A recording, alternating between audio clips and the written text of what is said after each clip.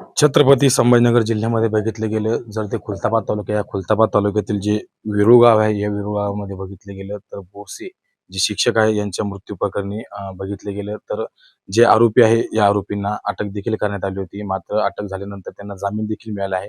आणि काल बघितलं गेलं जो PSI नागरगोजे नावाचं व्यक्तिमत्व आहे, याला देखील काल रात्री पोलिसांनी ताब्यात घेतलेला आहे आणि तो सुद्धा अटक आहे. याच संदर्भात बोलण्यासाठी आपले जे शिक्षण संघाचे आमदार आहे विक्रमजी काळे हे स्वतः कुटुंबियाची भेट घेण्यासाठी आलेले आहे. दादा नमस्कार. बघितलं गेलं जे शिक्षक आहे यांची हत्या करण्यात आलेली आहे आणि हत्येमध्ये बघितलं गेलं जो PSI नागरगोजे आहे यांना देखील अटक करण्यात आली आहे. मात्र कुठेतरी बघितलं गेलं जी कलम आहे, हत्येची कलम लावण्यात यावी अशी मागणी देखील कुटुंबियाकडून होत आहे. मात्र असं कुठल्या प्रकारची हत्येची कलम पोलिसांकडून लावण्यात येत नाही. निश्चितपणानं जी घटना झाली ती अत्यंत दुर्दैवी घटना आहे. शिक्षक हा समाजाचा शिल्पकार आहे आणि बोरसे सर हे वेरूळ सारख्या पवित्र गावामध्ये, पवित्र शहरामध्ये, जिथं की भारत देशातून लोक 12 ज्योतिर्लिंगापैकी एक असलेल्या घृष्णेश्वराच्या चरणी लीन होण्यासाठी येतात आणि शांत शहर आहे. अशा प्रकारे कधी घटना भारतात होत असतात, पण इथं कधी असा गावामध्ये कधी वाद सुद्धा होत नाही. आणि अशा ठिकाणी बोरसे सरांचं घर हे मध्यवर्ती ठिकाणी आहे, गावातल्या जुन्या गावामध्ये आहे.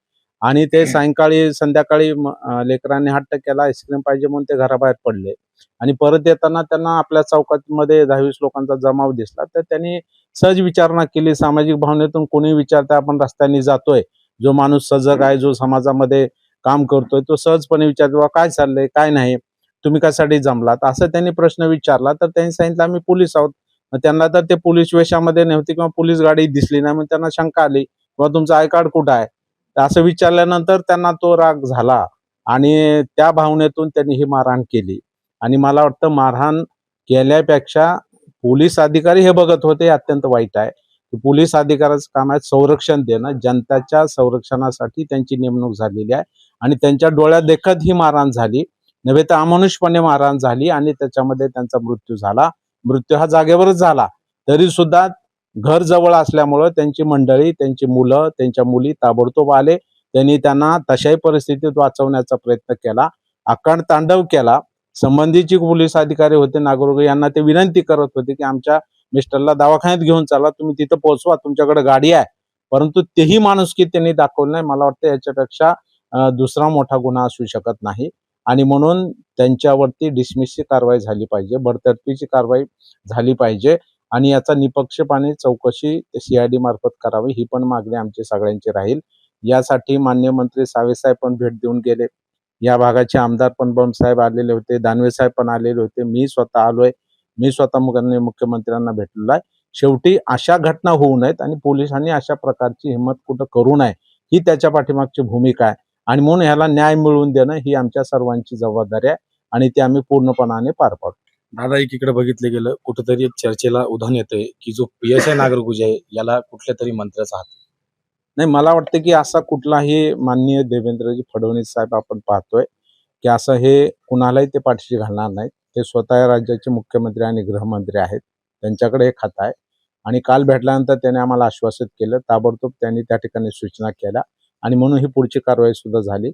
मला वाटतं त्याच पद्धतीनं CIDचे चौकशी करण्याचे आदेश सुद्धा माननीय देवेंद्र फडणवीस साहेब देतील, याच्यावर आम्हाला सगळ्यांचा विश्वास आहे. याच प्रश्न येतो काल जसं की आता ज्या PSI नागरगोजेला अटक करण्यात आली आहे आणि CID कडे तपास आज जाणार आहे असली देखील माहिती समोर होती.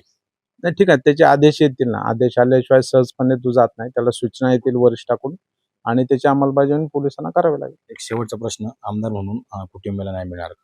नाही, कुटुंबियाला निश्चितपणाने आम्ही न्याय देऊ. शेवटी आता माणूस गेलेला आहे, पण त्यांचं कुटुंब पण सावरलं पाहिजे. शेवटी आर्थिक मदत पण झाली पाहिजे. त्यामुळे त्यांचं जे काही पेन्शनचा विषय आहे, आताच आमच्या केंद्र प्रमुखांना इथं बोलवलेलं होतं, ते इथं आलेत.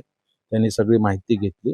त्यांची सर्व्हिस किती झाली, ते सर्व्हिस बुक पूर्ण करणं असेल, त्यांचं पेन्शन पेपर तयार करणं असेल, त्यांना जे काही पुढचं वारस प्रमाणपत्र कोर्टातून काढावं लागतं ते असेल, त्या सगळ्या सूचना मी दिलेल्या आहेत. काय अडचण आली प्रशासकीय पातळीवर तर मी स्वतः त्याच्यामध्ये लक्ष घालतोय आणि त्यांना ते पेन्शन मिळवून देणं ताबडतोब ही पण आमचं काम आहे, ते आम्ही करणार. आणि राज्य सरकारच्या मार्फत जे काही अनुकंपा तत्वावर नोकरी मिळायला पाहिजे ती पण मिळवण्यासाठी आमचा प्रयत्न राहील. कारण 2 मुली आहेत, मुलगा नाही आहे त्यांना. त्यामुळे निश्चितपणाने ती पण जबाबदारी पार पाडण्यासाठी शासनाला आम्ही भाग पाडू. नक्कीच हे होते शिक्षक मतदारसंघाचे आमदार विक्रमजी काळे यांनी आता सांगितलेलं आहे जी आम्ही मुख्यमंत्र्याची भेट घेतल्यानंतर ही चौकशी थेट CID कडे जाणार असं देखील त्यांनी सांगितलेलं आहे. नवनवीन घडामोडी पाहण्यासाठी स्टार महाराष्ट्र न्यूजला सबस्क्राईब करा आणि ताज्या बातम्यांचे अपडेट मिळवण्यासाठी बेल आयकॉनला प्रेस करा आणि परिपूर्ण बातमीबरोबर रहा, इतरांपेक्षा एक पाऊल पुढे.